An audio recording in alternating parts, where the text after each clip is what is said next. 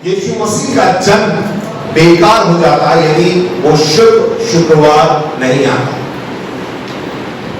हम सब जो है बड़े धूमधाम से बड़े दिन को मनाते हैं, प्रभु यीशु मसीह के जन्मोत्सव को मनाते हैं, है कि नहीं बताइए? मनाते हैं। वो सब बेकार हो जाता है यदि वो शुक्रवार जिस दिन प्रभु यीशु मसीह को सूर्य पे चढ़ाया गया था, अगर वो नहीं होता तो सब कुछ व्यर्थ था, सब कुछ बेकार था। परमेश्वर हमसे बहुत प्रेम करता है, राइट? परमेश्वर हमसे बहुत प्रेम करता है और वो चाहता है कि हम जब इस संसार में जिए उसके इच्छा के अनुसार जिए, हमारे जीवन के द्वारा उसको महिमा मिले। Praise the lord. प्रभु यीशु मसीह जो है इस संसार में उसने इसलिए जन्म लिया ताकि हमको एक नया जीवन मिल सके, और वो नया जीवन कब मिलेगा? जब प्रभु यीशु मसीह क्रूस पर चढ़ाया गया और उसने अपने लहू को बहाया, उसने अपनी जान दी, और इतना ही नहीं, तीसरे दिन वो फिर से जी उठा। आमेन, हालेलुया। पुनरुत्थान दिवस कहते हैं।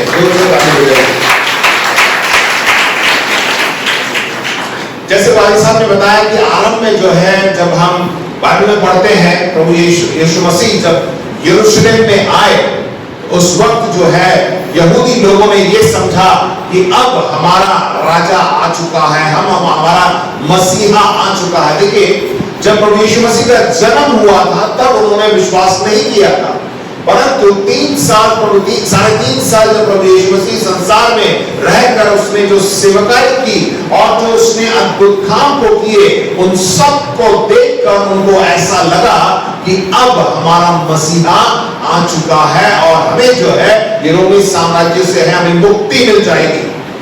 और उन्होंने देखा, और जब आज के दिन 2022 साल पहले, जिसको खजूरी इतवार यानी पाम संडे बोलते हैं, इसका मतलब क्या है? उन दिनों यहूदी लोग जो है मंदिर में आया करते थे और मंदिर में आकर एक उत्सव मनाया करते थे जिसको हम कहते हैं फसह का पर्व। हर साल वो आते थे मंदिर में और फसह का पर्व मनाया करते थे, फीस्ट ऑफ पैसोवर। और इस वक्त जब वो आए तो उन्होंने देखा कि प्रभु यीशु मसीह अंदर आ रहे हैं, तो वो सब बहुत खुश हुए। उन्होंने देखा कि हमारा मसीहा आ गया है। और जैसे भाई साहब ने बताया, देखिए उन दिनों गदही के ऊपर कोई बैठ के आता था तो वो एक विजय की घोषणा करता था।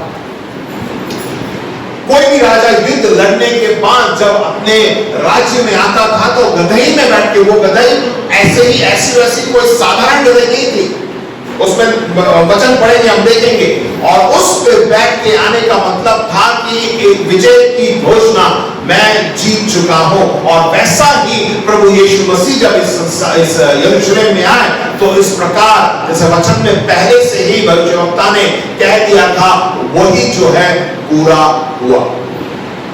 आइए हम कुछ वचनों को पढ़ेंगे और उसके बाद हम आगे बढ़ेंगे कि ये पाम संडे सचमुच क्या है, ये खजूरी इतवार क्या है। जैसे जैसे मैं वचनों को पढ़ूंगा और उसके कुछ चित्र जो हैं आपको स्क्रीन पे दिखाई देंगे, आप उसको देखिएगा। मैं जो पढ़ रहा हूं उस पे आप कान लगाइए और अपने आंखों को इस पे देखिएगा तो आपको समझ में आएगा और आप अच्छी तरह समझ पाएंगे। मत्ती उसका 21 पहले आयत से लेकर 11वें आयत तक मैं पढ़ूंगा।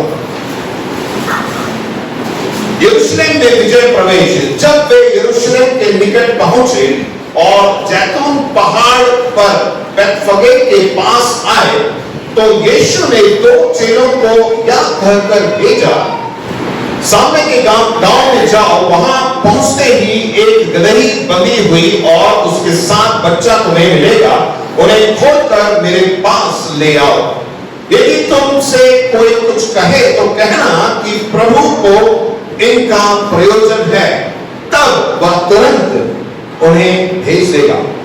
और इसलिए हुआ कि जो वचन भविष्यवक्ता के द्वारा कहा गया था वो पूरा हो। पुराने नियम में इसका जिक्र है, सिय्योन की बेटी से कहो, देख तेरा राजा तेरे पास आता है, वह नम्र है और गधे पर बैठा है, वरन लाल के बच्चे पर। चेलों ने जाकर जैसा यीशु ने उनसे कहा था वैसा ही किया। और गदहे के बच्चे को लाकर उन पर अपने कपड़े डाले और वह उन पर बैठ गया। तब बहुत से लोगों ने अपने कपड़े मार्ग में बिछाए और अन्य लोगों ने पेड़ों से डालियां काटकर मार्ग में बिछाई।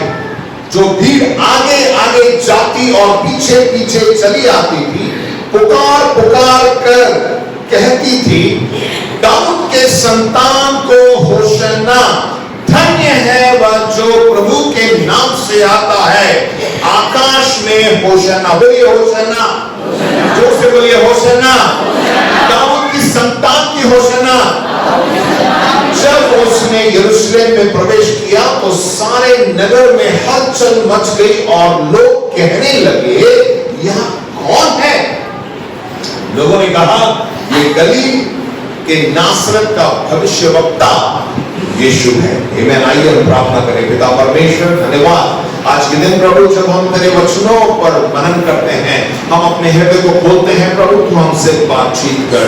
आज के दिन प्रभु, आज का दिन विशेष दिन है, हम प्रभु तुझसे सुनना मांगते हैं और प्रभु तेरे वचन पर हम चलना मांगते हैं। तू हमारी सहायता मदद कर। आए हुए हरेक भाई बहनों को भी तू छू ले प्रभु, जैसे आए वैसा ना जाए प्रभु, तेरे वचन को पाकर, तेरी सामर्थ को पाकर घर को वापस जा सके। यीशु के नाम से प्रार्थना को मांगते हैं, आमीन। जैसे मैंने बताया कि वहां पे जो है लोगों ने जब प्रभु यीशु मसीह यरूशलेम में आए तो वो गदहे पे बैठ के जब आ रहे थे तो हमने पिक्चर में देखा कि लोग क्या डाल रहे थे, खजूर की जो डालियां हैं उसे डालकर उसके ऊपर उसका स्वागत कर रहे थे। उन दिनों जो है ये खजूर की जो डाली है वो विजय को दर्शाती थी। किसको दर्शाती थी? विजय को दर्शाती थी। Symbol of victory and Triumph at the time. और ठीक एक इतवार पहले ये सब घटना घटी। अगले इतवार को क्या है? पुनरुत्थान, राइट? पुनरुत्थान दिवस, ईस्टर कहा जाता है, ठीक है। और एक हफ्ते पहले ये घटना घटी और हम देखते हैं कि यीशु मसीह जो है यरूशलेम में प्रवेश कर रहे हैं। और जैसे मैंने पहले बताया कि उन दिनों यहूदी लोग जो है फसह का पर्व मनाने के लिए उस मंदिर में इकट्ठा होते थे। पूरे संसार भर से सब लोग एक साथ मिलकर उस फसह के पर्व में जो है भाग लिया करते थे। उन्होंने देखा था प्रभु यीशु मसीह को चमत्कार करते हुए और उनको ऐसा लगा कि अब हमारा मसीहा आ गया है, अब हमें छुटकारा मिल जाएगा। और इसीलिए सब मिलकर क्या गा रहे थे? होसन्ना। क्या गा रहे थे? होसन्ना का असली मतलब क्या है? हमें बचा ले, हमारी मदद कर। और होसन्ना जो है यूनानी भाषा में, अरामिक भाषा में और जितने भी भाषा है सब भाषा में वही शब्द है होसन्ना। जैसे हम बोलते हैं ना हालेलुया, हालेलुया एक शब्द है जो हर एक भाषा में एक ही शब्द हम बोलते हैं, हालेलुया यानी परमेश्वर की स्तुति हो। वैसा ही ये शब्द है होसन्ना, जिसका मतलब है हमें बचा ले, हमारी मदद कर, हमें छुड़ा ले। और लोगों ने जो है इसी का नारा लगाया, ये जय का नारा था। और जोर जोर से जो है, जैसे आज हमने गाया, आज मैं बहुत खुश हूं क्योंकि जैसे सियोन की नगरी में, वहां पे यही घटना घट रही थी सियोन की नगरी में, राइट? क्योंकि कौन वहां पे आया था? यीशु, दाऊद की संतान। वहां पर उसने जब प्रवेश किया तो यही लोग होसन्ना होसन्ना होसन्ना करके गा रहे थे कि हमें छुटकारा मिलेगा, हमारा छुड़ाने वाला आ चुका है। उन्होंने सोचा कि शायद हमारा जो छुड़ाने वाला है घोड़े पर आएगा, युद्ध करेगा, सबको मार डालेगा और हमें जयवन बनाएगा। परंतु प्रभु यीशु मसीह शारीरिक रूप में ऐसा नहीं करना चाहते, क्योंकि हमारा युद्ध शरीर से नहीं है, मांस और लहू से नहीं है। किससे है? वरन प्रभु यीशु मसीह चाहते था कि हम शारीरिक रूप में बंधन और जो उससे छुटकारा ही नहीं, परंतु आत्मिक रूप में जो है हमें छुटकारे को देना है, छुटकारे को हमें पाना है। आमीन, प्रेज़ द लॉर्ड। प्रभु यीशु मसीह इसलिए जो है वो नम्र होकर गदहे के बच्चे पर बैठकर वहां पर यरूशलेम में आता है। वही लोग जब होसन्ना का गीत गा रहे थे, नारा लगा रहे थे, एक हफ्ते बाद उन्हीं लोगों ने क्या कहा? यीशु मसीह को क्रूस पर चढ़ाओ, क्योंकि वो समझ नहीं पाए। परंतु आज हम धन्यवाद देते हैं प्रभु यीशु मसीह के लिए। आज हमें समझ में आता है कि प्रभु यीशु मसीह इस संसार में क्यों आए। और ये पाम संडे, खजूरी इतवार का क्या मतलब है? What happened on Palm Sunday? हम इतने ही वचन को देखकर, मैंने जो बताया ये एक भाग है, उसका अगला भाग हम आगे देखेंगे। मत्ती उसका 21, 12 से 16। उसी ही दिन जब वो मंदिर में पहुंचा तो क्या हुआ देखिए। यीशु ने परमेश्वर के मंदिर में जाकर उन सबको जो मंदिर में लेन देन कर रहे थे निकाल दिया, और सर्राफों के पीढ़े और कबूतर बेचने वालों की चौकियां उलट दी। और उसने कहा, लिखा है मेरा घर प्रार्थना का घर कहलाएगा, परंतु तुमने उसे डाकुओं का खोर बना दिया है। तब अंधे और लंगड़े मंदिर में उसके पास आए और उसने उन्हें चंगा किया। परंतु जब प्रधान याजकों और शास्त्रियों ने उन अद्भुत कामों को जो उसने किए और लड़कों को मंदिर में दाऊद के संतान को होशन्ना पुकारते हुए देखा, तो वे क्रोधित हुए और उससे कहने लगे, क्या तू सुनता है कि ये क्या कहते हैं? यीशु ने उनसे कहा, हाँ, क्या तुमने या कभी नहीं पढ़ा, बालकों और दूध पीते बच्चों के मुंह से तूने अपार स्तुति कराई। आमेन, बोलिए हालेलुया। परमेश्वर की जोर से ताली बजाइए। आमेन। बहुत ही सरल और बहुत ही संक्षेप में जो है आज का मैं संदेश आपके सामने रखना चाहता हूं। पाम संडे के दिन क्या हुआ? प्रभु यीशु मसीह तो यरूशलेम में आए। यरूशलेम मंदिर में जाने के बाद ये घटना घटी है। उस वक्त लोग जो है मंदिर में क्या कर रहे थे? लेन देन कर रहे थे, व्यापार कर रहे थे। और प्रभु यीशु मसीह वहां पे गया और उन पे वहां से उसने सबको बाहर निकाला। और देखिए उसके हाथ में, देखिए उसके हाथ में क्या था? उसको क्या बोलते मालूम? तोड़ा हाथ, उसको मार मार के भगाया और उसने उस मंदिर को साफ किया। पहला कुरिन्थियों के 3:16 में इस प्रकार लिखा हुआ है, क्या तुम नहीं जानते कि तुम परमेश्वर के मंदिर हो और परमेश्वर का आत्मा तुम में वास करता है? बोलिए मैं परमेश्वर का मंदिर हो। जोर से बोलिए मैं परमेश्वर का मंदिर हो। आपस में मिलकर बोलिए मैं परमेश्वर का मंदिर हो और परमेश्वर की आत्मा मुझ में वास करती है। आमेन। हम आज के दिन जब हमें हमारे पास वचन है और हमारा शरीर जो है क्या है? परमेश्वर का मंदिर है। जब हमारा शरीर परमेश्वर का मंदिर है तो उस मंदिर में किसको रहना चाहिए? किसको रहना चाहिए? प्रभु यीशु मसीह को उसमें वास करना है। परंतु जब संसारिक रूप में हम देखते हैं उस मंदिर, यरूशलेम मंदिर में लोग व्यापार कर रहे थे, लेन देन कर रहे थे। और प्रभु यीशु मसीह ने सबसे पहले जाकर क्या किया? ठीक है, आप ध्यान से सुनिए जो हमने वचन सबसे पहला पढ़ा, 12वां वचन। यीशु ने परमेश्वर के मंदिर में जाकर उन सबको जो मंदिर में लेन देन कर रहे थे निकाल दिया और सर्राफों के पीढ़े और कबूतर बेचने वालों की चौकियां उलट दी। वहां पर सबसे पहले प्रभु यीशु मसीह ने सफाई की। आमेन, हालेलुया। जब आप प्रभु यीशु मसीह को अपने जीवन में ग्रहण कर लेते हैं तो प्रभु यीशु मसीह सबसे पहले क्या करता है? सफाई करता है, क्योंकि वो पवित्र परमेश्वर है। वो संसार में तो जिया परंतु वो पूरी तरह वो पवित्र था।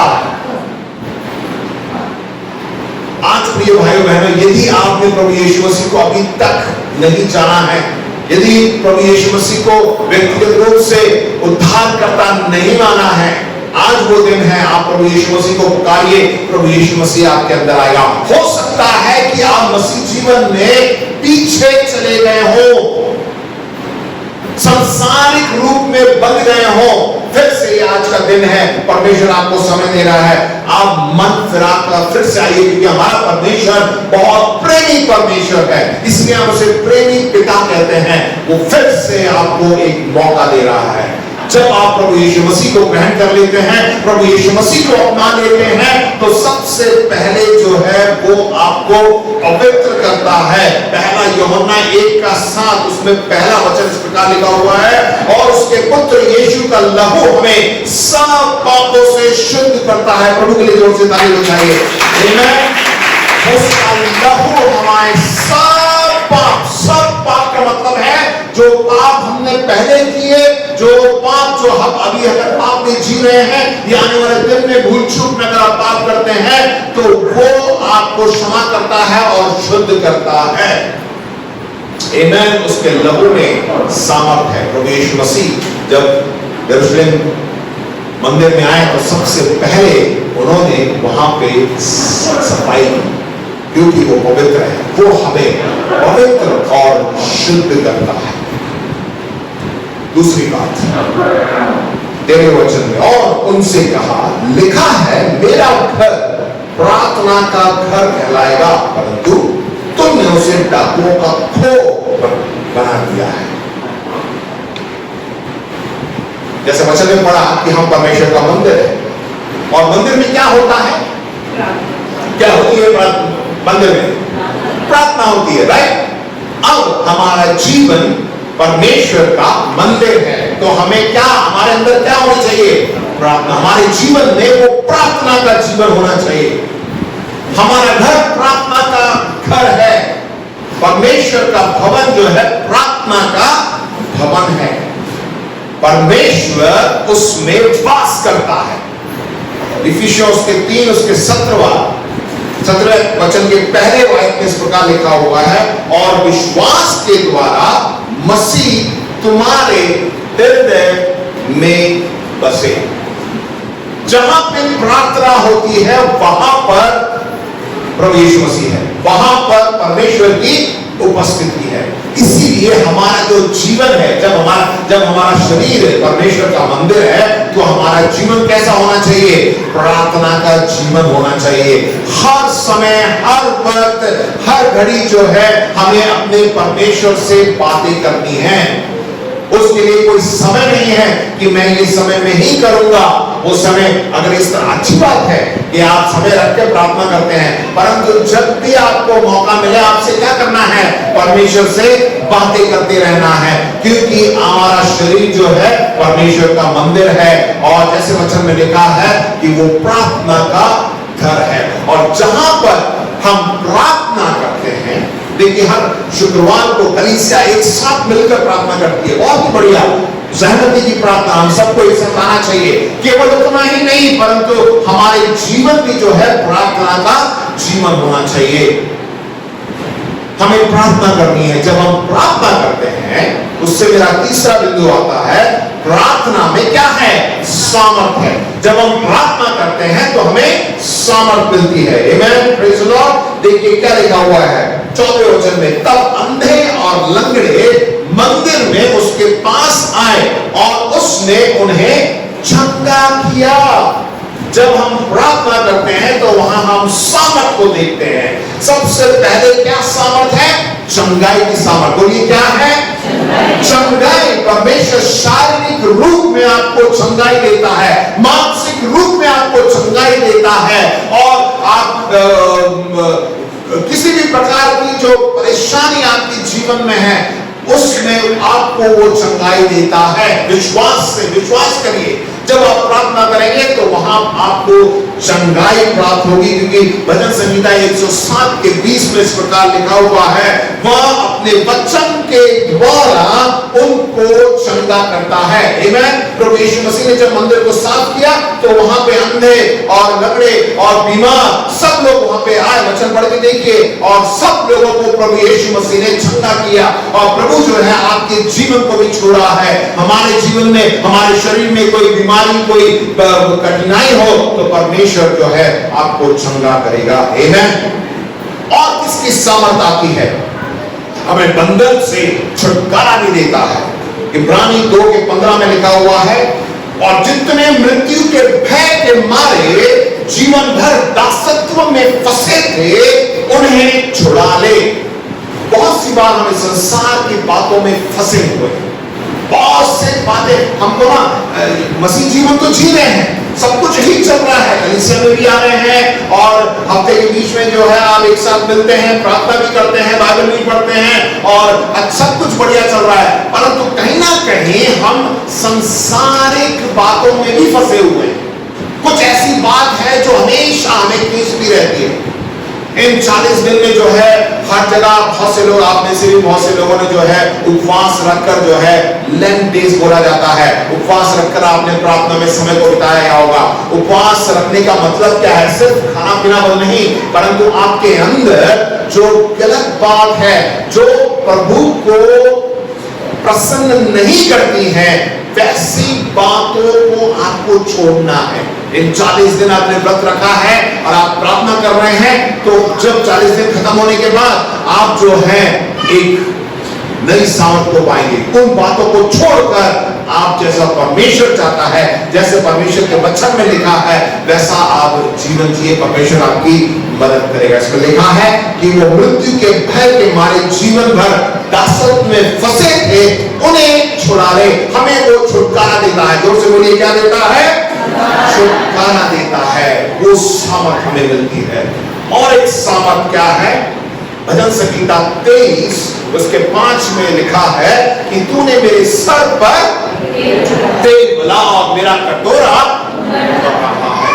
आप प्रियो, यदि आपने प्रभु यीशु मसीह को ग्रहण कर लिया, प्रभु यीशु मसीह आपके अंदर है और आपका शरीर जो है परमेश्वर का मंदिर है और वो वास करता है, और आप प्रार्थना करते हैं, आप सामर्थ को पाते हैं, तो पवित्र आत्मा की सामर्थ को भी आप पाएंगे। आमीन, हालेलुया। यदि आज तक आपने पवित्र आत्मा का अनुभव नहीं किया है, यदि पवित्र आत्मा की सामर्थ को नहीं पाया है, आज आप मानिए पवित्र आत्मा आपको मिलेगा और पवित्र आत्मा की सामर्थ आप पर उंडेली जाएगी। क्योंकि पवित्र आत्मा की सामर्थ हमारे अंदर आ जाती है तो इस संसार में जीना बहुत ही आसान हो जाता है। हाँ, अब ये कह सकते कि हाँ अरे वहां बहुत गड़बड़ी है, मैं जिस स्कूल में पढ़ता हूँ या जिस दफ्तर में काम करता हूँ कोई भी मसीह नहीं है, मैं ही हूं, डर लगता अंदर जाने में। अरे वो सब तो अन्य जाति के हैं, वो पूजा पाठ करते हैं, वो ये करते हैं, वो करते हैं, अरे वहां मैं कैसे जाऊं? मेरी कॉलेज में एक भी बंदा नहीं है। बहुत सी बार लोग आके बोलते हैं, मैं बोलता हूं कि प्रभु आपको इस्तेमाल करेगा, क्योंकि अगर आप एक ही विश्वासी हैं, प्रभु यीशु मसीह को जानते हैं, तो वहां पर जो है आप एक ज्योति के समान आप चमकेंगे, रोशनी देंगे, और आपको मौका मिल गया कि आप जो है यीशु मसीह के बारे में ज्यादा से ज्यादा लोगों तक पहुंचा सके। वो कब होगा? जब पवित्र आत्मा की सामर्थ को पाएंगे। यदि अभी भी आपको डर लगता है सुसमाचार सुनाने में, तो आपको अपने आप को जांचना पड़ेगा कि आपके अंदर पवित्र आत्मा है या नहीं। पवित्र आत्मा आपके अंदर है तो आप जो है हियाव के साथ प्रभु यीशु मसीह का सुसमाचार सुनाएंगे। आमीन, हालेलुया। उसी के साथ मेरा जो चौथा और आखिरी बिंदु है, वचन में लिखा है, परंतु 15वें वचन में, परंतु जब प्रधान याजकों और शास्त्रियों ने इन अद्भुत कामों को जो प्रभु यीशु मसीह ने किया, वो सब देख रहे हैं अद्भुत कामों को जो उसने किया, और लड़कों को मंदिर में दाऊद की संतान को होशाना पुकारते हुए देखा तो वे क्रोधित हुए। ये देखिए, जब ज्यादा क्या बोलेंगे, अंग्रेजी में है रिलीजियस, धर्म नहीं बोल सकते हैं, मतलब धर्म को ज्यादा बढ़ावा, ऐसा ही करना चाहिए, ऐसा ही होना चाहिए। देखिए, प्रभु यीशु मसीह कोई धर्म को लेके नहीं आया था। समझ में आ रहा है ना? Religious, you become very religious. आप बहुत ही नहीं भाई, लेंट डेज में है, मीट बिल्कुल नहीं खाना है, बोतल बिल्कुल नहीं छूनी है, सिगरेट बीड़ी बिल्कुल बंद, और लेंट डेज के बाद सारी बोतल खुल जाएंगी रंग बिरंगी। ये नहीं है, परमेश्वर नहीं चाहता कि हम इस तरह जिए इतने 40 दिन तक, तो आप सिर्फ अपने शरीर के लिए कुछ कर रहे हैं। नहीं, परमेश्वर चाहता है कि हम पूरे जीवन भर जो है हम इस तरह जिए। जो चीज छोड़ दी है तो छोड़ दी है। उस कुत्ते के समान में चाहिए जो अपने आप के क्या बोलते हैं, उसमें वचन में क्या लिखा है, हाँ, जो बाहर निकालता है उसे ही जाके चाटता है वो। तो हम और मसीह, आप और मैं इस तरह के मसीह, आप सोच के देखिए, क्या ऐसा बना जो चीज 40 दिन पहले छोड़ दी उसी को जाके फिर से जाके चाट रहे हैं। हमें ऐसे नहीं जीना है, उन बातों को छोड़ना है। तो आप ज्यादा ऐसा करने से ऐसा करना चाहिए, ऐसा करना चाहिए, वो करना चाहिए, तो आप जो है अभी भी परमेश्वर के उस अनुग्रह को नहीं समझे। आप कोई न्याय देखिए, फरीसियों के साथ, फरीसी जो है धार्मिक लोग थे, बाइबल देखते हैं ना, फरीसी लोग धार्मिक लोग थे, वो वचन को भी जानते थे, परंतु परमेश्वर के अनुग्रह को नहीं पहचाना। वो व्यवस्था को ज्यादा जोर दिया जाते थे। उनके अंदर ये था कि अगर मैं ये नहीं करूंगा तो परमेश्वर नाराज हो जाएगा, इसलिए मेरे को ये करना चाहिए। उनसे जाके आप बातें करेंगे तो यही बोलेगा कि आपको ये करना है, ये नहीं करना है, ये खाना है, ये नहीं खाना है, इधर जाना है, उधर नहीं जाना है, यही बातें बोला करते थे। इसीलिए जो है वो समझ नहीं पाए। प्रभु यीशु मसीह ने आकर जो ये बातें कही, उनको कुछ समझ नहीं आया प्रभु यीशु मसीह कर क्या रहा है। और यहाँ पे क्या लिखा हुआ है कि उनको वे लोग जो हैं, जो शास्त्री थे, याजक थे, प्रधान थे, उनको जो है बिल्कुल पसंद नहीं आया और वो क्रोधित हुए और उससे उसने कहने लगे, क्या तू सुनता है ये क्या कहते हैं? यीशु ने उनसे कहा, हाँ, क्या तुमने कहीं कभी नहीं पढ़ा, लेकिन व्यवस्था में लिखा हुआ है, क्या तुमने भी तो पढ़ा है, तुम पढ़ ही रहे हो। और वो उनको बता रहा है, बालकों और दूध पीते बच्चों के मुंह से तूने अपार स्तुति कराई है।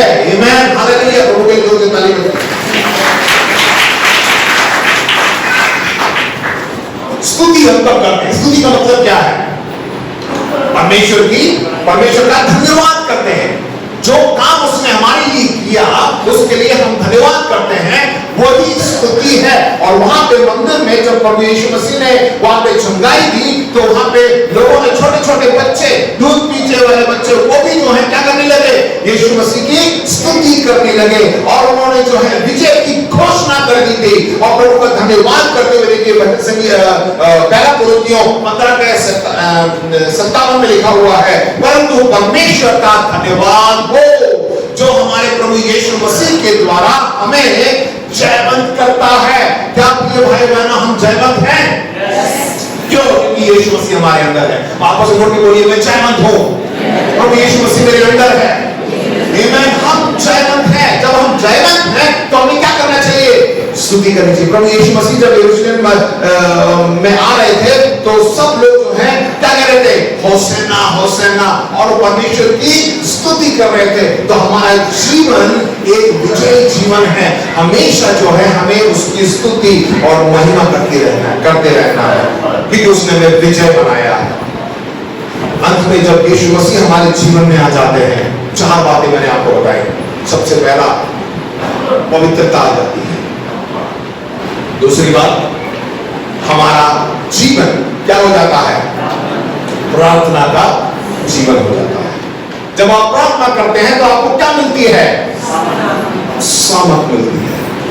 जब आप सामर्थ को पा लेते हैं तो आप एक पिछले जीवन को जीते हैं और हमेशा आप क्या करते हैं? परमेश्वर की स्तुति करते हैं। तो प्रिय भाई बहनों, प्रभु यीशु मसीह का दूसरा आगमन बहुत ही निकट है।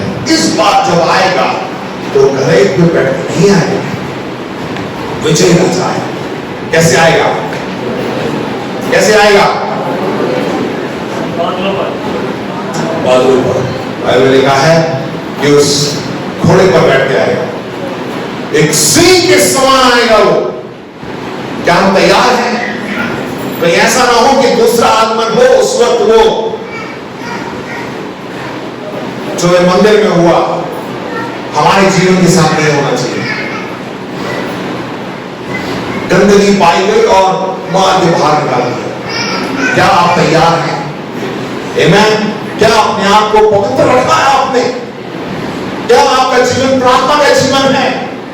क्या आपके अंदर सामर्थ पाई जाती है? पवित्र आत्मा आपके अंदर वास करता है? क्या आप परमेश्वर की स्तुति करते रहते हैं? यदि आप ऐसा है तो हम तैयार हैं। प्रभु यीशु मसीह जब आएगा तो हम भी बादलों पर उठा लिए जाएंगे। प्रभु के लिए जोर से ताली बजाएंगे। आमीन।